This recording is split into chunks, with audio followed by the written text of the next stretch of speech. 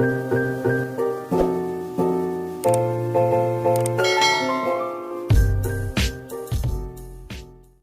everyone! Today I'm gonna show you how to make French toast. For our French toast, kailangan natin ng 2 eggs. Kailangan din natin ng melted butter. Kailangan din natin ng condensed milk, or kung wala tayong condensed milk, pwede rin tayong gumamit ng fresh milk or evaporated milk. Pero lalagyan natin siya ng 1 to 2 tablespoon of sugar. At kailangan din natin ng cinnamon powder. At syempre, kailangan din natin ng bread. At lalagyan natin siya ng vanilla.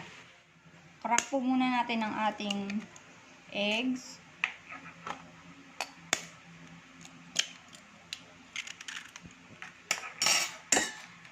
Beat po natin siya.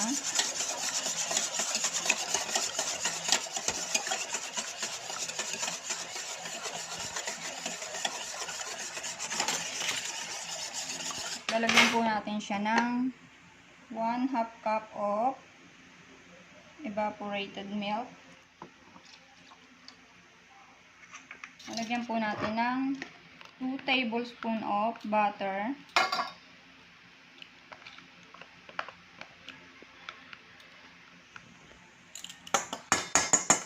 Half teaspoon of vanilla.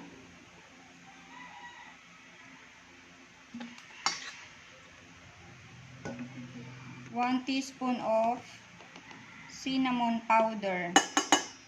Lagyan po natin ng sugar. Depende po kung gaano katamis yung gusto nyo. Siguro yung sa akin. Lagyan ko siya ng 2 tablespoon. Kasi alam naman natin yung mga bagets, yung mga bata, gusto nila matamis yung kinakain nila. Kung tayong matatanda, mga adult, okay lang na minsan yung pagkain natin walang lasa dahil alam naman natin na healthy yung pagkain natin. This is sweet, not really sweet, but because of cinnamon powder, it's also healthy because ang cinnamon ay herbs. Mix lang natin siya nang matunaw yung melted butter, saka mag-combine yung ating milk, sugar, and ating cinnamon powder.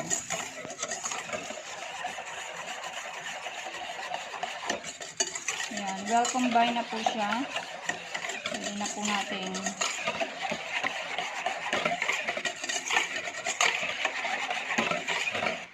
kung wala po kayong ganito wire whisk, pwede din po tayong gumamit ng tinidor para ma-combine yung ating mixture.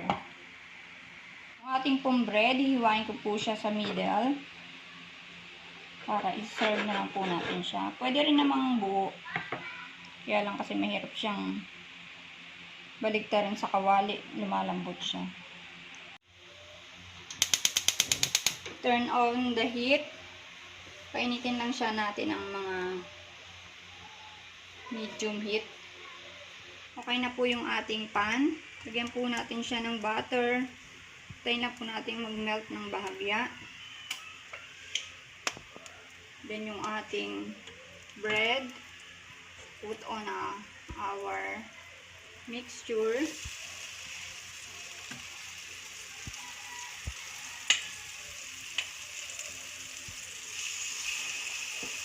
Ng bahagya. O, pwede rin gusto nyo medyo toasted, pwede rin, pero ito kasi may butter siya, hindi siya magiging really toasted. Malambot lang yung pagkaluto niya.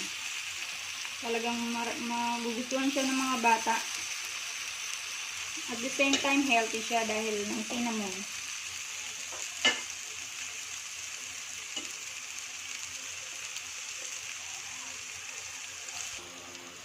Lutuin lang po natin siya ng medyo mag-dry yung kabilang side niya.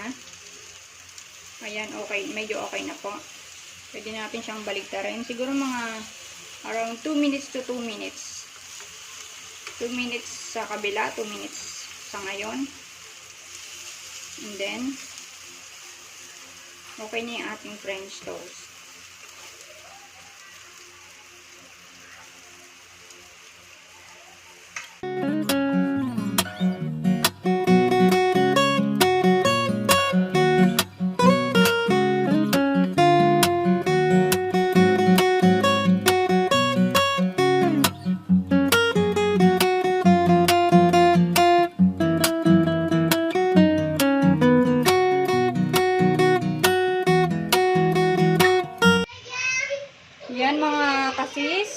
Masarap siyang partneran ng coffee.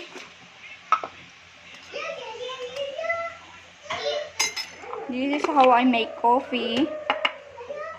I put some coffee. I use muscovado sugar. And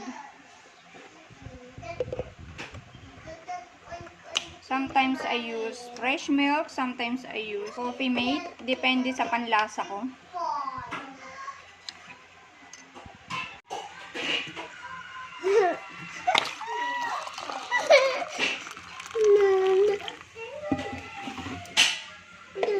And I'm going to put 1 teaspoon of cinnamon powder. This is healthy and yummy.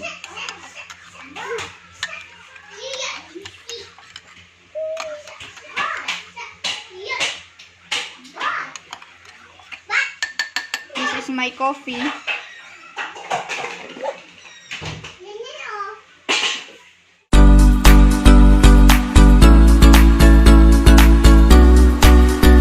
Ayan na guys, titikman na natin yung ating French toast.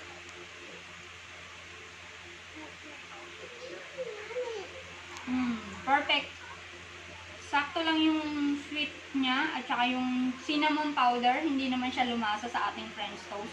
So, hindi malalasahan ng ating mga kids kung sila ay pihikan sa food.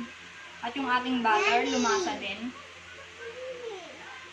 Is it yummy, baby? Yes. Oh, eat na. At perfect din siya sa ating coffee with cinnamon powder. Kung sa mga kids, pwede rin tayong gumawa ng chocolate drinks with cinnamon. Is it yummy? Yummy. Oh, everybody like it? Everybody like it? Do you like it? Hope you like it, guys. See you on my next video. Thank you for watching. If you like it, just put thumbs up and the bell button, subscribe and like. Thank you. See you on my next video. Bye.